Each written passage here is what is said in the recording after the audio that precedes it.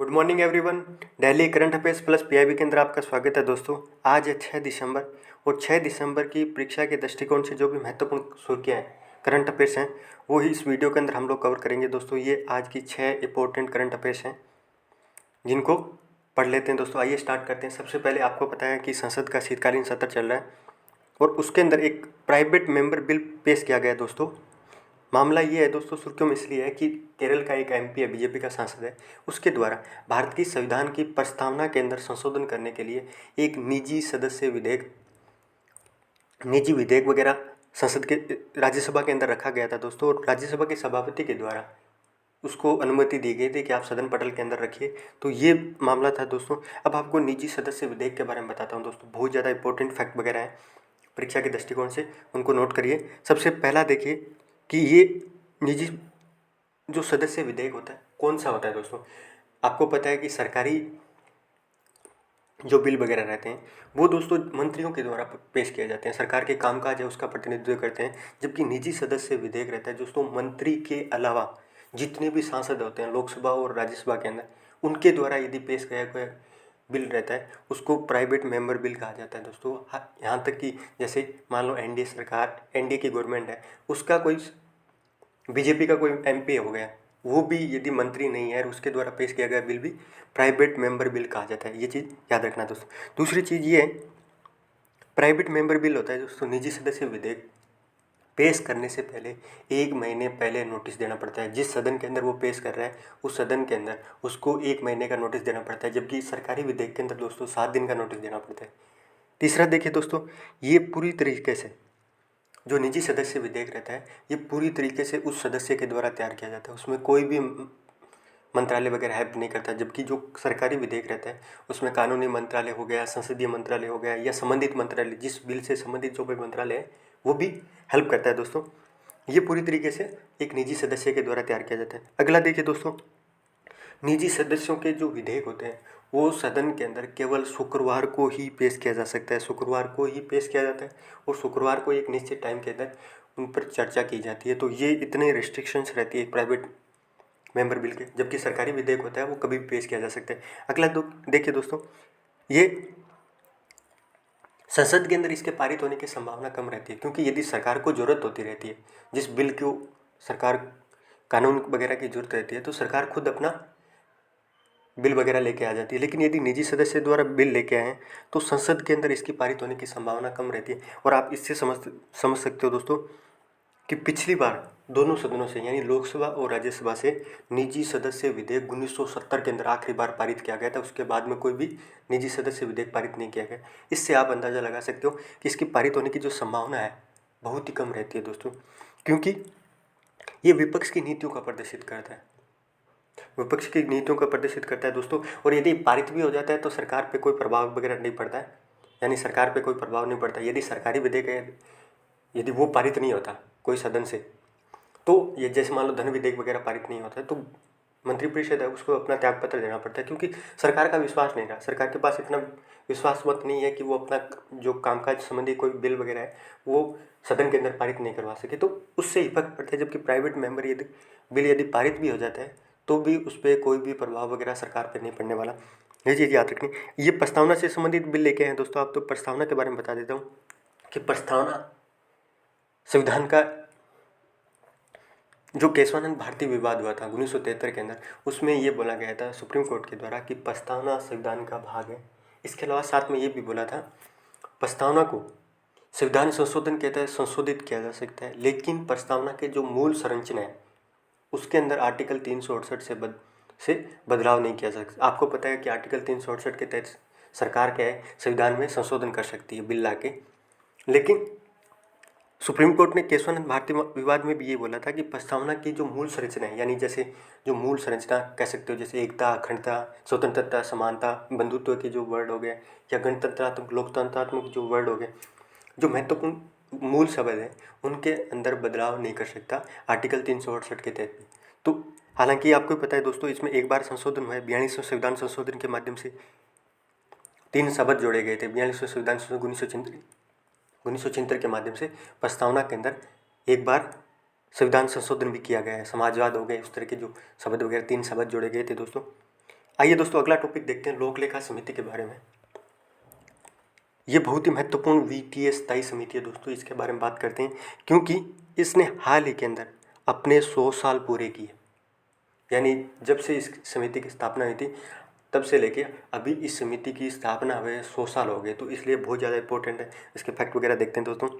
सबसे पहले तो आपको बता देता हूँ कि इस लोक लेखा समिति की स्थापना 1921 के अंदर हुई थी, जब जो 1900 भारत परिषद का अधिनियम आया था 1919 का जो दोस्तों, यानी जिसको मॉन्टफोर्ड सुधार के नाम से भी जाना जाता है, उस बिल के अंदर ये प्रावधान किया गया था 1919 के अधिनियम के तहत कि एक लोक लेखा समिति की स्थापना की जाए। तब 1921 के अंदर लोक लेखा समिति की स्थापना की गई थी दोस्तों, याद रखना। और आज 2021 के अंदर इसको 100 साल पूरे हो गए। ठीक है, ये दोस्तों लोक लेखा समिति 3 वित्तीय संसदीय जो समितियाँ हैं, यानी प्रांकलन समिति और एक सार्वजनिक उपक्रमों संबंधी जो समिति है और एक ये लोक लेखा समिति, ये 3 वित्तीय संसदीय समितियाँ दोस्तों, उनमें से एक लोक लेखा समिति है, याद रखना दोस्तों। और जो लोक लेखा समिति है दोस्तों, उसका गठन लोकसभा की जो प्रक्रिया एवं कार्य संचालन जो नियम है, नियम 308 के तहत हर साल गठित किया जाता है, ये भी याद रखिए। कौन से नियम के तहत दोस्तों? नियम 308 के तहत लोक लेखा समिति का गठन प्रतिवर्ष किया जाता है लोकसभा के अंदर।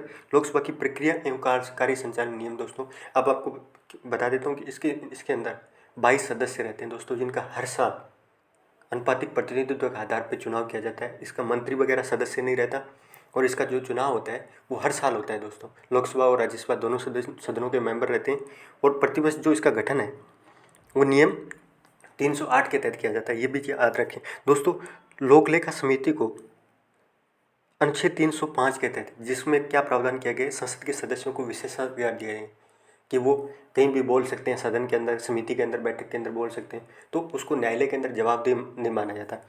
ये अनुच्छेद 105 के तहत और अनुच्छेद 118 के तहत जो संसद की प्रक्रिया और कार्य संचालन को विनियमित करने संबंधी नियम आर्टिकल 118 है, दोनों आर्टिकल याद रखिए। इसके तहत संसद की जो समिति है उनको भी अधिकार प्राप्त होते हैं, आर्टिकल 105 के तहत और आर्टिकल 118 के तहत, दोनों के तहत लोक लेखा समिति और अन्य जो वित्तीय समितियाँ रहती हैं उनको भी अधिकार प्राप्त होता है, ये भी आप याद रखिए। इसके अलावा आपको बता देता हूँ कि हर साल लोक लेखा समिति है उसमें 22 सदस्य नियुक्त किए जाते हैं। लोकसभा के अध्यक्ष के द्वारा 15 सदस्य लोकसभा से चुने जाते हैं, क्योंकि लोकसभा एक बड़ा सदन है दोस्तों। बड़ा सदन वैसे राज्यसभा कहा जाता है, लेकिन जनता का सदन संख्या के हिसाब से क्या है कि लोकसभा बड़ा है दोस्तों। तो लोकसभा के अध्यक्ष के द्वारा हर साल नियम 308 के अंतर्गत लोकसभा से 15 सदस्यों का चुनाव किया जाता है इस समिति के लिए, जबकि राज्यसभा का जो सभापति है उसके द्वारा 7 सदस्यों का चुनाव किया जाता है, ये भी चीज़ याद रखिए। और ये क्योंकि 22 सदस्य लोकसभा के, इसलिए दोस्तों लोक लेखा समिति का अध्यक्ष हमेशा से लोकसभा का मेंबर ही होता है, ये भी आप याद रखिए। और आपको बता देता हूँ कि 1967 से ये परंपरा बनी हुई है कि लोक लेखा समिति का जो अध्यक्ष है वो विपक्ष का सदस्य होगा। विपक्ष का जो नेता रहता है दोस्तों सदन के अंदर, लोकसभा के अंदर, जैसे वर्तमान के अंदर कौन है जो लोक लेखा समिति है दोस्तों, वर्तमान में अध्यक्ष इसका जो कांग्रेस समिति है, कांग्रेस पार्टी है, सबसे बड़ी पार्टी है लोकसभा के अंदर, तो उसका जो नेता है, विपक्ष का नेता अधीर रंजन चौधरी, जो पश्चिम बंगाल से आते हैं दोस्तों, वो लोक लेखा समिति के वर्तमान में अध्यक्ष हैं दोस्तों। तो ये याद रखना कि 1967 से ये परंपरा बनी हुई है कि लोक लेखा समिति का अध्यक्ष हमेशा विपक्ष का नेता ही होता है, ठीक है। और इसका चुनाव किसके द्वारा किया जाता है? अध्यक्ष का चुनाव और सदस्यों का चुनाव लोकसभा के अध्यक्ष के द्वारा किया जाता है और राज्यसभा के जो सभापति द्वारा 7 सदस्य चुना जाता है। अब आपको लोक लेखा समिति के बारे में कुछ इंपॉर्टेंट फैक्ट बता देता हूँ कि ये क्या काम करती है दोस्तों। और ये भी याद रखना कि 1 साल के लिए और अनुपातिक प्रतिनिधित्व के आधार पर इसके अंदर चुनाव होता है सदस्यों में, ठीक है। लोक लेखा समिति दोस्तों जो सरकार के द्वारा किया गया धन विशिष्ट और निश्चित जो मद वगैरह आती है वो कहाँ खर्च करती है, इसका काम ये रहता है लोक लेखा, यानी जो जनता का पैसा वगैरह है उसका लेखा वगैरह है उसकी जांच करना कि संसद के द्वारा किसी योजना के लिए कोई मद वगैरह इतना स्वीकृत किया था। जैसे मान लो कोई डिपार्टमेंट वगैरह के लिए, कोई योजना के लिए संसद के द्वारा सरकार को अनुमति दी थी कि इतने 10,000 करोड़ रुपए खर्च करने हैं आपको, ठीक है। यदि 10,000 करोड़ रुपए उनकी जांच करनी कि वो सरकार के द्वारा कहाँ कहाँ खर्च किए गए, उस योजना के अंदर कहाँ कहाँ खर्च किए गए, क्या सरकार ने लापरवाही तो नहीं की। यानी एक तरह से पूरा मूल्यांकन करती है, जांच का काम करती है कि सरकार के द्वारा, संसद के द्वारा जितना धन मंजूरी मिला था जिस उद्देश्य के लिए, उस उद्देश्य के लिए यदि खर्च किया गया है या नहीं किया गया है, कितना खर्च किया गया है, उसके आधार पे ये मूल्यांकन करती है, जांच करती है दोस्तों। और ये साथ में यदि दोष वगैरह पाए जाते हैं, यानी सरकार ने जिस उद्देश्य के लिए खर्च किए थे उसके अलावा अन्य उद्देश्य के लिए यूज करती है, जैसे भ्रष्टाचार से संबंधित कोई मामला हो गया, उस तरह के खुलासे भी ये करती है, क्योंकि इसको अधिकार है इस समिति को कि ये संसद के द्वारा जितना भी जो अनुमति दी गई मद वगैरह है, जहाँ भी खर्च किए हैं उस व्यय का विवरण रखे, उसका जो भी कहाँ कहाँ खर्च किए गए हैं उसका सारा कुछ आंकलन वगैरह करती है दोस्तों, और जांच का काम करती है। हालांकि ये दोस्तों समिति है, इसलिए इसकी जो रिपोर्ट वगैरह रहती है, वो इसका जो सुझाव वगैरह रहते हैं वो सलाहकार प्रवृत्ति की रहती हैं। इसकी जो रिकमेंडेशंस वगैरह है वो बाध्यकारी नहीं होती। याद रखना दोस्तों, ये सलाहकार समिति है एक तरह की, क्योंकि इसकी सलाहकारी सलाहें न तो संसद पर बाध्यकारी है न सरकार वगैरह। ठीक है, अब अगला दोस्तों ग्रेटर टिपरालैंड के बारे में बात करते हैं दोस्तों। ये न्यूज के अंदर चल रहा है क्योंकि त्रिपुरा के अंदर, ये क्यों सुर्खियों के अंदर, सबसे पहले ये बता देता हूँ कि दोस्तों हाल ही के अंदर त्रिपुरा के कई आदिवासी संगठन हैं, उन्होंने मिल के अपना जो स्वदेशी समुदाय यानी जहाँ लोकल वगैरह जो रहते थे उनके द्वारा, कई आदिवासी संगठनों के द्वारा एक अलग राज्य की मांग की है दोस्तों, जिस राज्य का नाम ग्रेटर टिपरालैंड। ये त्रिपुरा के आदिवासी समुदाय, स्थानीय आदिवासी समुदाय, स्वदेशी समुदाय है, उसके द्वारा अलग राज्य ग्रेटर टिपरालैंड की मांग की है दोस्तों सरकार से। और कई आदिवासी संगठनों ने इस राज्य की मांग के लिए हाथ मिलाया एक तरह, क्योंकि आपको पता है 2023 के अंदर त्रिपुरा के अंदर चुनाव है दोस्तों, और इसके चलते इन आदिवासी संगठनों के द्वारा सरकार से मांग उठी है। ठीक है, तो आपको ग्रेटर टिपरालैंड के बारे में बात करते हैं दोस्तों कि आपको पता है दोस्तों त्रिपुरा के अंदर 19 अधिसूचित अनुसूचित जनजाति है। त्रिपुरा के अंदर 19 क्या है दोस्तों, अधिसूचित अनुसूचित जनजाति है, जिसमें से त्रिपुरी यानी जो स्वदेशी समुदाय है वहाँ का, त्रिपुरा का जो स्वदेशी समुदाय है वो तिपरा और टिपरास, ये दो जनजाति है दोस्तों सबसे बड़ी है, जिसमें त्रिपुरी लगभग 5.5 लाख के समथिंग जनसंख्या है दोस्तों, वो निवास करती है। तो ये दो स्वदेशी समुदाय वहाँ का आदिवासी संगठन है। कौन कौन सी जनजाति दोस्तों, एक तो तिपरा और एक टिपरास, ये दो जनजाति है जो वहाँ की स्वदेशी है। ये मांग कर रही है कि हमारे लिए एक अलग से ग्रेटर टिपरालैंड नामक का अलग राज्य का निर्माण किया जाए। और अलग राज्य का निर्माण कौन से आर्टिकल के तहत होता है दोस्तों, संविधान के आर्टिकल 2 और 3 के अंतर्गत, संविधान के अनुच्छेद 2 और 3 के तहत नए राज्यों का निर्माण होता है, अलग राज्य का निर्माण होता है दोस्तों, याद रखना। अब आपको बता देता हूँ क्यों ये संगठन मांग कर रहे हैं। क्योंकि दोस्तों 1947 से लेके 1971 के मध्य, जब पूर्वी पाकिस्तान था यानी अभी जो बांग्लादेश है, उससे बंगालियों का बहुत ज़्यादा विस्थापन वगैरह हुआ था, माइग्रेशन वगैरह बहुत ज़्यादा हुआ था, क्योंकि जो पश्चिम पाकिस्तान है उसके द्वारा पूर्वी पाकिस्तान पर जब तक आज़ादी नहीं मिली थी तब तक बहुत ज़्यादा उत्पीड़न वगैरह किया गया था, पक्षपात वगैरह किया गया था। उसकी वजह से बांग्लादेशियों का बहुत ज़्यादा विस्थापन हुआ था। असम वगैरह हो गया, भारत का जो बंगाल हो गया, ये जो यूपी का जो क्षेत्र है, ठीक है, तो नॉर्थ ईस्ट के अंदर बहुत ज़्यादा बंगालियों का क्या है कि माइग्रेशन वगैरह हुआ था। तो त्रिपुरा के अंदर भी यही समस्या आई थी। उसकी वजह से दोस्तों त्रिपुरा की जो आदिवासी जनसंख्या है, जो 1881 के अंदर, सॉरी हाँ 1881 के अंदर, जहाँ 1981 के अंदर जहाँ 63% जनसंख्या थी, 1981 के अंदर त्रिपुरा में अपने खुद के जो स्वदेशी आदिवासी समुदाय है वो 63% थे अपनी टोटल राज्य की पॉपुलेशन के अंदर। अभी ये 2011 की जनसंख्या के हिसाब से घटकर 30%, 31% रह गए। और इसकी वजह से ये मांग कर रहे हैं, क्योंकि ये जो खुद का जो स्वदेशी समुदाय है वो लगातार संकुचित होता जा रहा है, यानी कम होता जा रहा है। क्यों? इसके चलते क्या है कि जातीय संघर्ष और उग्रवाद की भावना पनप रही है वहाँ पे। उग्रवाद की भी समस्या है नॉर्थ ईस्ट के अंदर, साथ में क्या एक जातीय संघर्ष बढ़ रहा है, क्योंकि बंगालियों और जो लोकल समुदाय है, जो आदिवासी समुदाय है, क्योंकि उनकी संख्या वगैरह लगातार कम हो रही है। और जितनी संख्या वगैरह कम होती है उतना ज़्यादा राजनीतिक जो प्रभाव वगैरह आता है वो उतना कम हो जाता है दोस्तों, एक सीधी सी बात है। और इसी के चलते ग्रेटर टिपरालैंड है उसकी मांग की जा रही है। ठीक है दोस्तों, ये टॉपिक था, इसके बारे में बात की। अगला एक सिक्किम के अंदर बटरफ्लाई यानी तितली है दोस्तों, उसकी एक नई प्रजाति की खोज की गई है। सबसे पहले तो उसकी नाम याद कर लिए दोस्तों, ये नाम ये है चोकोलेट बॉर्डर्ड फ्लिटर। ये सिक्किम के अंदर नई बटरफ्लाई की प्रजाति की खोज की गई है दोस्तों, याद रखिए, ये नाम याद रखिए, क्योंकि भारत के एक राज्य के अंदर खोज हुई है और न्यूली डिस्कवर्ड इन सिक्किम के अंदर। ठीक है। सिक्किम के अंदर एक नई तितली की प्रजाति की खोज की गई है जिसका नाम है दोस्तों चॉकोलेट बॉर्डर्ड फिल्टर, ये नाम है दोस्तों। ये क्लोजेस्ट रिलेटिव, ये जो तितली की प्रजाति है दोस्तों साउथ ईस्टर्न यानी दक्षिण जो पूर्वी चाइना है, खासतौर से जो हांगकांग है दोस्तों, उससे रिलेट करती है। यानी वहाँ की जो तितली की प्रजाति है उसके लक्षण वगैरह सेम पाए जाते हैं। तो ये क्लोज ज़्यादा साउथ दक्षिण पूर्वी चाइना से है, लेकिन सिक्किम के अंदर इस प्रजाति खोज की गई, इसलिए इसका नाम वगैरह ये है दोस्तों। याद रखना, वैज्ञानिक नाम वगैरह कोई मायने नहीं रखते, बस आप तो ये याद रखिए तितली की नई प्रजाति की खोज हाल ही के अंदर कहाँ हुई, सिक्किम के अंदर, और ये नाम याद रखिए। अगला दोस्तों पोषण ट्रैकर के बारे में बात कर लेते हैं। पोषण जो ट्रैकर है दोस्तों यानी न्यूट्रिशन ट्रैकर, ये दोस्तों महिला एवं बाल विकास मंत्रालय के द्वारा नवंबर 1917 के अंदर भारत सरकार के द्वारा एक पोषण अभियान स्टार्ट किया गया था। 9,000 करोड़ रुपए का एक पोषण अभियान स्टार्ट किया गया था और उसमें टारगेट रखा गया था 2022 तक। बहुत सारे टारगेट वगैरह हैं जिनके बारे में आगे बात करेंगे। तो नवंबर 2017 के अंदर पोषण अभियान स्टार्ट किया गया था।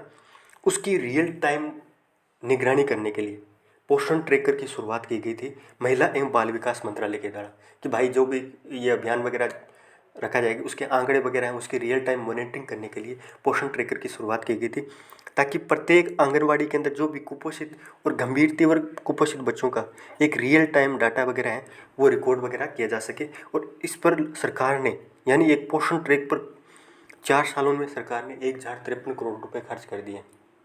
तो अभी मीडिया के अंदर सुर्खियों के अंदर चल रहा है दोस्तों कि पोषण ट्रैकर सरकार ने किस लिए, पोषण अभियान के रियल टाइम डाटा एकत्रित करने के लिए 2017 महिला एवं बाल विकास मंत्रालय के द्वारा शुरू किया गया था दोस्तों।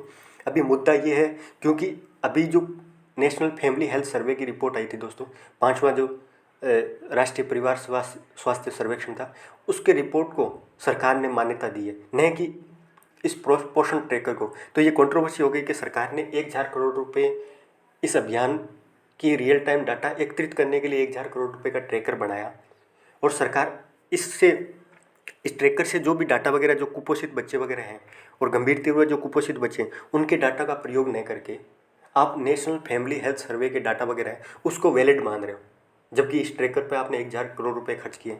तो ये कंट्रोवर्सी अभी चल रही है दोस्तों। अब आपको थोड़ा सा पोषण अभियान के बारे में जल्दी से बता दें तो थोड़ा टाइम जल्दी हो गया दोस्तों, कि ये प्रोग्राम है, सरकार ये चाहती थी दोस्तों कि जो न्यूट्रिशन लेवल है यानी पोषण का जो स्तर है वो बच्चों का और प्रेग्नेंट वूमन जो गर्भवती महिला है प्लस लैक्टिंग मदर यानी जो बच्चों को दूध वगैरह पिलाती है वो महिला वगैरह है, उनके पोषण के स्तर को उठाने के लिए, ऊंचा करने के लिए, यानी पोषण का स्तर वगैरह है जो है उसको इम्प्रूव करने के लिए सरकार के द्वारा 2018 के अंदर ये प्रोग्राम स्टार्ट किया गया था दोस्तों। और इसमें टारगेट ये थे कि 2022 तक इस पोषण अभियान को अचीव करना है दोस्तों, इसके टारगेट को अचीव करना है। इसमें ये 3 टारगेट रखे गए थे। सबसे पहले जो चाइल्ड स्टंटिंग रहता है यानी दो दुबले पतले बच्चे वगैरह रहते हैं, और वेस्टिंग यानी लंबाई की तुलना के अंदर वजन वगैरह कम रहता है, चाइल्ड वेस्टिंग और चाइल्ड स्टंटिंग वो है प्रत्येक साल 2% कम करना है। यानी 2018 के अंदर ये पोषण अभियान स्टार्ट किया गया था। ये डिसाइड किया गया था कि प्रत्येक साल चाइल्ड स्टंटिंग और चाइल्ड वेस्टिंग है उसका 2% कम करना है। यानी आज भारत के अंदर लगभग 34% चाइल्ड वेस्टिंग के शिकार बच्चे हैं, तो प्रत्येक साल 2% कम करना है। ये टारगेट रखा गया था 2022 तक का, 2018 से। दूसरा ये रखा था एनीमिया, क्योंकि भारत की लगभग हर दूसरी महिला, क्योंकि लगभग 52 से 53% क्या कि महिलाएं क्या है कि एनीमिया के शिकार है यानी रक्त अलापता की कमी का सामना कर रही है दोस्तों। तो ये टारगेट रखा गया था कि हर साल जो एनीमिया से दोस्तों 3% कम किया जाए। यानी एनीमिया या रक्त अलापता की कमी है महिला बच्चों के अंदर, एडोलसेंट गर्ल वगैरह रहती है, और pregnant woman plus lactic mother, इनके अंदर एनीमिया की जो समस्या है उसको हर साल 3% कम करना, ये टारगेट वगैरह रखे थे पोषण अभियान के अंतर्गत। और इनका रियल टाइम डाटा वगैरह मॉनिटरिंग करने के लिए पोषण ट्रैकर की शुरुआत की गई, जिस पर 1,000 करोड़ रुपए खर्च कर दिए। लेकिन सरकार अभी ये बोल रही है कि हम नेशनल फैमिली हेल्थ सर्वे के जो डाटा वगैरह है उसको प्रायोरिटी देते हैं, उसको मानते हैं। तो एक तरह से संसद वगैरह के अंदर भी इसको लेकर बवाल हुआ था। तो ये आज की महत्वपूर्ण सुर्खियाँ थी जिसको मैंने अच्छी तरीके से डिस्कस किया दोस्तों। आपको एक चीज़ बता देता हूँ दोस्तों, मैं आपके लिए नवंबर महीने की जो मैगजीन है क्रोनोलॉजी, अंतर्राष्ट्रीय क्रोनोलॉजी, उसको सार संग्रह आपके लिए लेके आ रहा हूँ दोस्तों। 4 वीडियो के अंदर अपन 15 से 20 मिनट का वीडियो रहेगा एक, और 4 वीडियो के अंदर ये क्रोनोलॉजी का सार पढ़ने वाले हैं नवंबर 2021 को दोस्तों। और दिसंबर की जो मैगजीन भी आ गई है उसका भी सार वगैरह कंप्लीट रेलेवेंट जो भी परीक्षा के दृष्टिकोण से टॉपिक होंगे वो आपके लिए लेके आऊँगा दोस्तों। और मैंने ऑलरेडी एक वीडियो डाल चुका हूँ दोस्तों, आप ज़रूर देखना। आज मैं दूसरा वीडियो क्रोनोलॉजी का सार संग्रह डाल दूँगा और आप प्लेलिस्ट के अंदर जाके इसका डिस्क्रिप्शन के अंदर लिंक भी दे दूँगा। ठीक है दोस्तों, धन्यवाद आप सभी का।